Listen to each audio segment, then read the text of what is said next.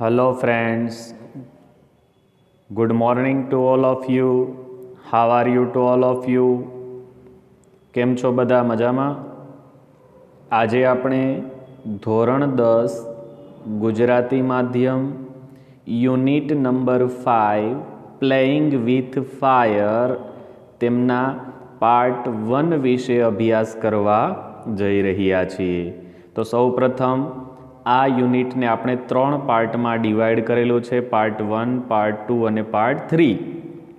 એમાંથી આજે આપણે ફર્સ્ટ પાર્ટ વિશે અભ્યાસ કરવા જઈ રહ્યા છીએ. તો સૌપ્રથમ તો આપણે આપણું જે ટાઇટલ છે એમનો મિનિંગ સમજી લઈએ. પ્લેઇંગ વિથ ફાયરનો અર્થ, ફાયરનો મિનિંગ થાય છે અહીંયા આગ, અને પ્લેનો અર્થ થાય છે રમવું. આગ સાથે રમત. અહીંયા કોઈ રમવાની વાત નથી કરવામાં આવેલી, પરંતુ ભારત છે એ આપને ખ્યાલ છે કે અલગ અલગ પ્રકારની જે સંસ્કૃતિ છે એમની અંદર જુદા જુદા ધર્મો છે, તહેવારો છે, એ રીતે આપણો આખો દેશ છે એ જોડાયેલો છે. તો એમની અંદર ખાસ કરીને જે દીપાવલીનો તહેવાર છે કે જે ખાસ કરી અને ઉત્તર ભારતની અંદર સૌથી વધારે જોઈએ તો આખા ભારતની અંદર એનું ઉજવણી ધામધૂમપૂર્વક કરવામાં આવે છે, પરંતુ ઉત્તર ભારતની અંદર એ ખૂબ જ વધારે પ્રચલિત છે.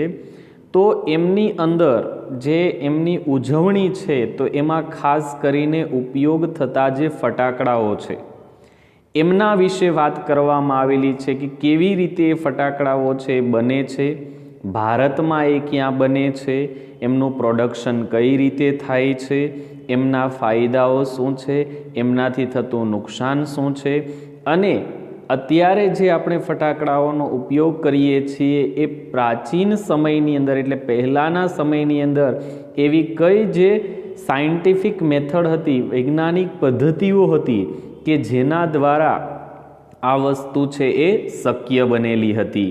તો એના વિશેની વાત છે એ આપણા યુનિટની અંદર કરવામાં આવેલી છે. તો હવે આપણે આપણા જે ફર્સ્ટ પાર્ટ છે પ્લેઇંગ વિથ ફાયરના એમને શરૂઆત છે આપણે કરીએ છીએ.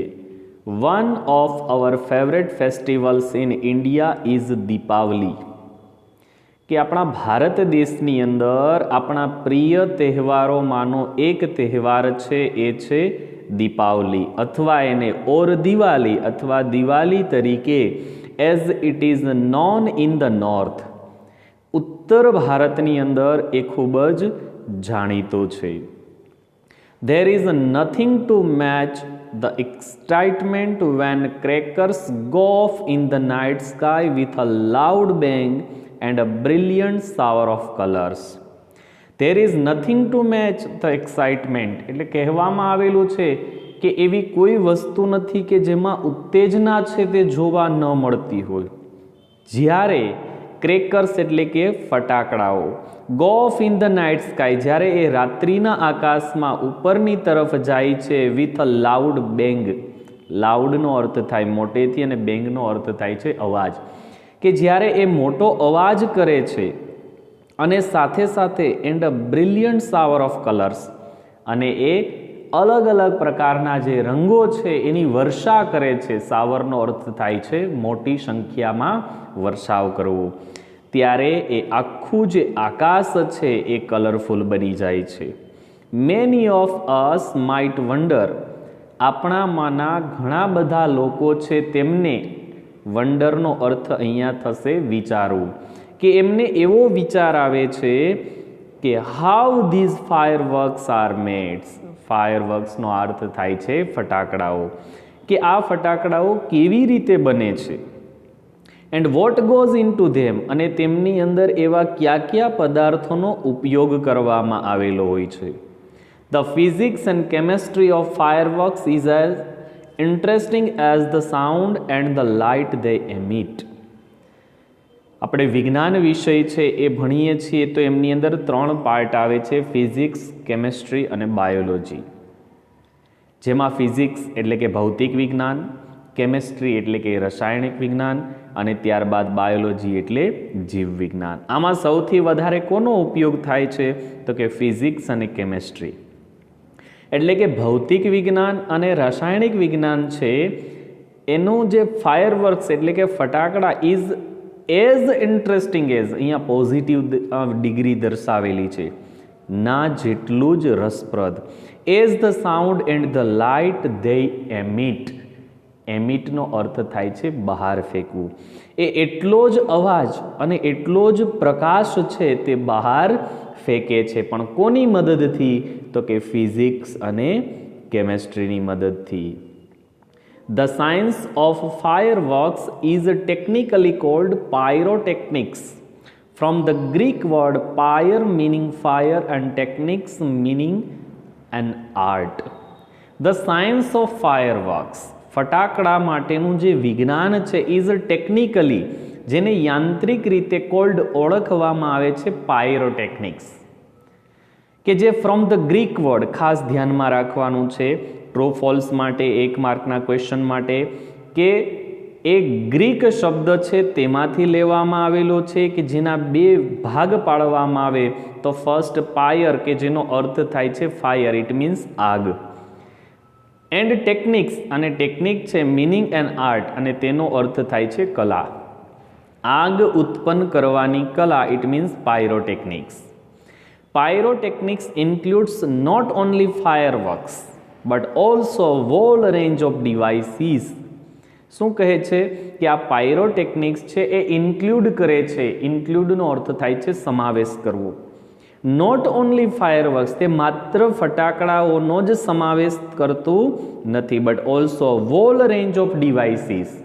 રેન્જનો અર્થ થાય છે શ્રેણી અને ડિવાઇસનો અર્થ થાય છે સાધન. એ તમામ પ્રકારના સંપૂર્ણ શ્રેણી ધરાવતા જે સાધનો છે કે that use similar materials and principles, કે જેમનો સરખો ઉપયોગ થાય છે, મટીરિયલ એટલે કે પદાર્થો, એન્ડ પ્રિન્સિપલ્સ, અને તેમના જે સિદ્ધાંતો છે, ફ્રોમ સેફ્ટી મેચિસ, સેફ્ટી મેચનો અર્થ થાય છે દિવાસળી, that we use every day, કે જેનો ઉપયોગ આપણે દરરોજ કરીએ છીએ, to solid fuel rocket booster of the space shuttle.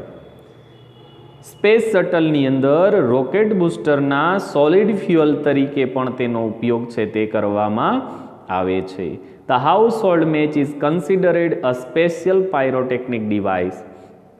House hold match, ઘર વપરાશની અંદર વપરાતી જે દિવાસળીઓ છે તે ખાસ કરી અને પાયરોટેકનિક ડિવાઇસ છે તેની એક ખાસ પદ્ધતિ છે તે આપને માનવામાં આવે છે, કન્સિડર કરવામાં આવે છે. As all the pyrotechnic effects, તેમાંની એ તમામ પ્રકારની જે પાયરોટેકનિક ઇફેક્ટ છે એટલે કે આગ ઉત્પન્ન કરવા માટેની જે પદ્ધતિઓ છે તેની જે અસર છે એમાં હીટ છે એટલે કે ગરમી, સ્મોક એટલે કે ધુમાડો, લાઇટ એટલે કે પ્રકાશ, ગેસ અને સાઉન્ડ એટલે કે અવાજ are present in it.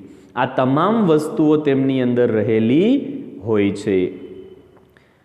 Sum હિસ્ટોરિયન્સ says that, કેટલાક હિસ્ટોરિયનનો અર્થ થાય છે ઇતિહાસકાર, કેટલાક ઇતિહાસકારો એવું કહે છે કે ધેટ બ્લેક પાવડર એટલે કે કાળો પાવડર, the basic material is used in fireworks, એમનો જે મૂળભૂત પદાર્થ છે basic material used in fireworks, કે જેનો ઉપયોગ ફટાકડામાં કરવામાં આવેલો, કે જે was invented in India. To ઇન્વેન્ટનો અર્થ થાય છે શોધ કરવી, કે જેની શોધ છે એ ભારતમાં કરવામાં અથવા ભારતમાં થયેલી હતી. Shukraniti written more than 2000 years ago, Shukraniti નામના જે વ્યક્તિ હતા એટલે કે ઋષિ, તેમણે આશરે 2000 years ago, મોર ધેન કીધું છે એટલે આશરે 2000 વર્ષ કરતાં પણ પહેલાના સમયે તેમણે એ લખેલું. has references to weapons similar to guns and projectile weapons, કે has reference, રેફરન્સનો અર્થ થાય છે ઉલ્લેખ, કે જેમનો ઉલ્લેખ થયેલો છે ટુ વેપન, વેપનનો અર્થ છે અહીંયા થાય છે શસ્ત્ર. સિમિલર ટુ ગન્સ, કે ખાસ કરીને એ ગન છે એટલે કે બંદૂક છે, અને ત્યારબાદ પ્રોજેક્ટાઇલ વેપન્સ છે જે બીજા મોટા મોટા જે શસ્ત્રો છે તેમની અંદર આપને એ ઉલ્લેખ થયેલો જોવા મળે છે. હાવેવર, જો કે the Chinese are generally considered the pioneers of pyrotechnics, Chinese એટલે કે ચાઇનાના જે લોકો છે એ ખાસ કરીને સામાન્ય રીતે એવું માને છે, ધ પાયોનિયર ઓફ પાયરોટેકનિક્સ, પાયોનિયરનો અર્થ થાય છે સંશોધક, કે આ પાયરોટેકનિક પદ્ધતિ છે તેમના સંશોધક છે એ તેઓ છે એવું સામાન્ય રીતે તેઓ માને છે. They are said to have developed, તેઓ એવું પણ કહે છે કે હેવ ડેવલપ્ડ, તેમણે વિકસાવેલો છે બ્લેક પાવડર, એટલે કે જે આ કાળો પદાર્થ છે કે જે મોર દેન 1000 યર્સ એગો, કે જે એ ડેવલપ કરેલો, એમને વિકસાવવામાં આવેલો હતો આશરે 1000 વર્ષ પહેલાં. It took at least 200 years for the knowledge, અને તેમણે આશરે એટલીસ્ટ ઓછામાં ઓછો 200 યર્સ, આશરે 200 વર્ષનો સમય છે તે લીધેલો knowledge to spread the west. પશ્ચિમી શૈલીની અંદર, પશ્ચિમી સંસ્કૃતિમાં એ જ્ઞાન છે એ નોલેજ ફેલાવવા માટે 200 એટલે કે 200 યર્સ એટલે કે આશરે 200 વર્ષનો સમય છે તે લીધેલો. And it was only in 1242, એટલે કહે છે કે 1242ની અંદર 12,400, એટલે કે 1242ની અંદર 1242, ધેટ એન ઇંગ્લિશ મંક, એટલે કે એક અંગ્રેજ મંકનો અર્થ થાય છે સાધુ, કે જેમનું નામ હતું Roger bacon, reveal the formula, તેમણે રિવીલ કરેલી એટલે જાહેર કરેલી ધ ફોર્મ્યુલા, ફોર્મ્યુલાનો અર્થ થાય છે નુસ્ખો ફોર બ્લેક પાવડર, કે તેમણે આ જે કાળો પાવડર છે, બ્લેક પાવડર છે, તેમની જે ફોર્મ્યુલા છે, તેમનો નુસ્ખો છે એ આશરે 1242ની સાલમાં તેમણે તો કે જાહેર કરેલું. હી કન્સિડરેડ ઇટ સચ અ ડેન્જરસ સબસ્ટન્સ, તેમણે એ પણ માનેલું કે આ ખરેખર એક ડેન્જરસ એટલે કે ભયંકર, સબસ્ટન્સનો અર્થ થાય છે પદાર્થ, એક એવો ભયંકર પદાર્થ છે જેના કારણે કે જો બીજા લોકો છે એમની તો કે એનો ઉપયોગ છે, એની પદ્ધતિ જાણે તો કદાચ એનો મિસયુઝ પણ થઈ શકે, એટલે કે ગેરઉપયોગ પણ થઈ શકે. તેથી તેમણે that he wrote of it in a code language, અને તેથી જ તેમણે એની જે ફોર્મ્યુલા હતી એ કોડ લેંગ્વેજમાં લખેલી, જેને સાંકેતિક ભાષા કહેવામાં આવે છે, કે જેથી કરી અને કોઈ સામાન્ય વ્યક્તિ છે એ આ કોડ લેંગ્વેજ છે એમને ડીકોડ ન કરી શકે, એટલે એને ઓળખી ન શકે. અમુક જ લોકો કે જે જરૂરી છે એ જ ઓળખી શકે, જેથી કરી અને એનો યોગ્ય રીતે છે એ ઉપયોગ થઈ શકે. તો આવી રીતે આપણો અહીંયા ફર્સ્ટ પાર્ટ છે તે પૂર્ણ થાય છે. સેકન્ડ પાર્ટ અને થર્ડ પાર્ટમાં આપણું આ યુનિટ છે તે પૂર્ણ થશે. Thank you very much.